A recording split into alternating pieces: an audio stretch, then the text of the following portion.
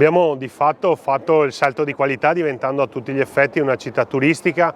Ovviamente siamo reduci da un periodo di grande incertezza e di uno stop forzato a causa del Covid, quindi ora è il momento di riorganizzarci. Noi come amministrazione comunale abbiamo continuato ad investire nella promozione turistica e nella programmazione degli eventi che di fatto vedono eventi per 365 giorni all'anno anche in piena estate. È ovvio che adesso dobbiamo rafforzare il servizio di assistenza ai turisti. Sono convinto che il mondo degli imprenditori saprà cogliere questa opportunità. Ovviamente l'imprenditore si muove quando vede i risultati. Oggi i risultati sono sotto gli occhi di tutti e quindi sono convinto che ci sarà una risposta importante anche da parte dei titolari delle strutture che potenzialmente potrebbero diventare ricettive. Quindi se avevano necessità di una conferma che Treviso era diventata una città turistica, oggi ce l'hanno, ma non perché lo dice il sindaco, ma perché i turisti che sono in città stanno riempendo le camere a disposizione e soprattutto le prospettive sono davvero ottime. Cicloturisti da Reggio Emilia